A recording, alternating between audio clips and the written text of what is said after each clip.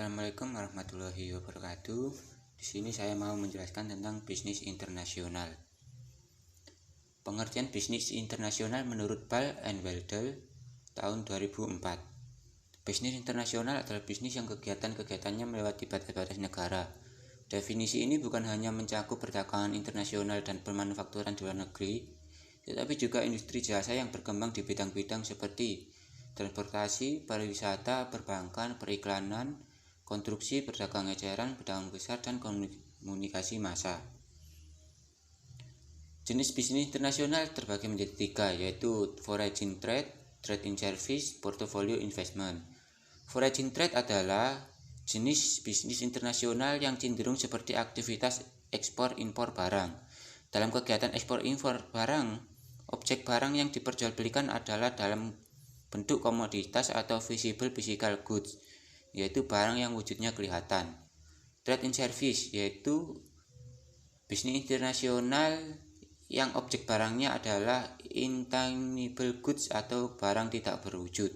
Contohnya adalah seperti layanan jasa, seperti hotel, asuransi, konsultan, perbankan, biro perjalanan, dan semacamnya. Portfolio investment. Selain jual beli barang atau jasa, bisnis internasional juga bisa berbentuk investasi keuangan yang dilakukan di negara lain. Manfaat bisnis internasional. Perdagangan merupakan salah satu faktor untuk meningkatkan perekonomian suatu negara. Termasuk di dalamnya adalah bisnis internasional. Seiring majunya teknologi perdagangan internasional juga semakin pesat dilakukan karena semakin mudahnya proses produksi dan transaksi. Adapun tujuan perdagangan internasional sendiri adalah untuk memenuhi segala kebutuhan dalam negeri, yang mana di dalam negeri itu sendiri kebutuhan tersebut belum bisa terpenuhi karena adanya keterbatasan.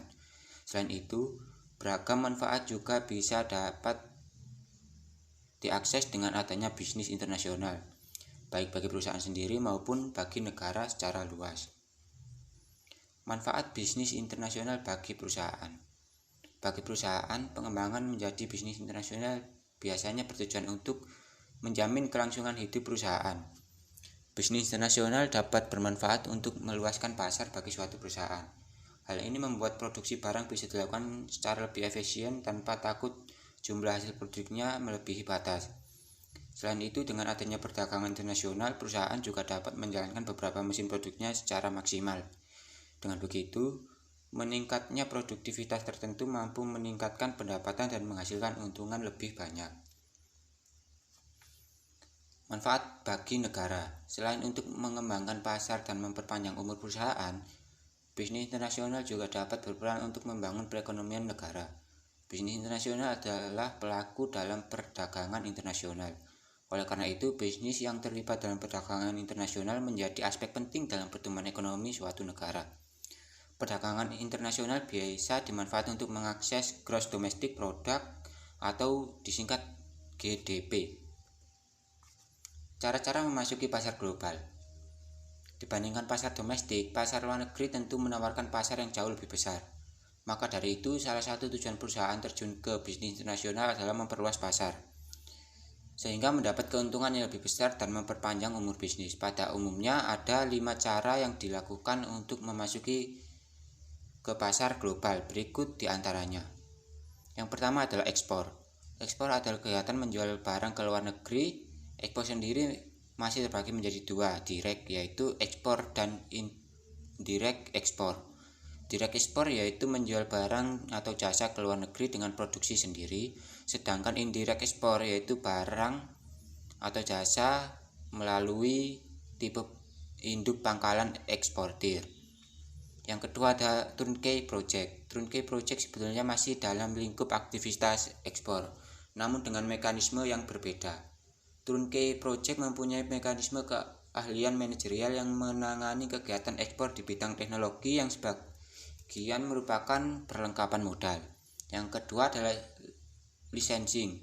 Licensing atau pemberian licensing adalah pengaturan kontrak dan di mana licensor memberi lisensi atau menawarkan aset kepada licensor atau pemegang lisensi perusahaan asing dengan imbalan royalti. Yang kedua adalah franchising. Franchising adalah model bisnis yang berkaitan dengan jual beli lisensi dari sebuah perusahaan di suatu negara ke perusahaan lain di negara lain. Penjual lisensi tersebut disebut franchisor atau semacam pembelinya disebut franchisee.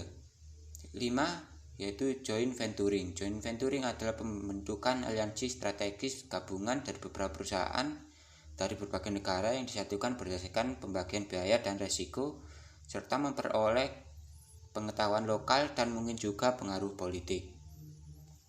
Hambatan dalam bisnis internasional. Dibandingkan dengan bisnis domestik, bisnis internasional tentu memiliki lebih banyak hambatan. Dengan memasuki pasar luar negeri, negara lain pasti memiliki berbagai kepentingan sendiri yang seringkali mempersulit terlaksananya bisnis internasional. Sehingga lebih rinci, hambatan-hambatan yang sering terjadi dalam menjalankan bisnis internasional adalah sebagai berikut. Yang pertama adalah tarif bea masuk dan batasan perdagangan.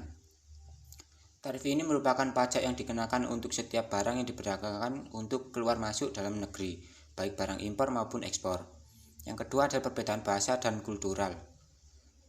Bahasa merupakan alat komunikasi yang vital untuk menjalin relasi dan kerjasama di negara lain, baik secara lisan maupun tertulis. Hal ini tentu menghambat kelancaran bisnis internasional.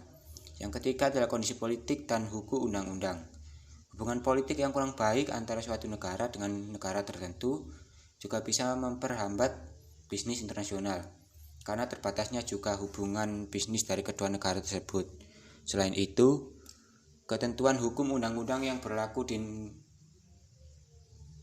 negara tersebut juga bisa membatasi berlangsungnya bisnis internasional. Yang keempat adalah hambatan yang berkaitan dengan operasional. Hal ini mencakup masalah operasional seperti transportasi atau pengangkutan barang, peraturan atau kebijakan negara lain, dan perbedaan tingkat harga upah. Sekian yang bisa saya jelaskan tentang bisnis internasional. Terima kasih.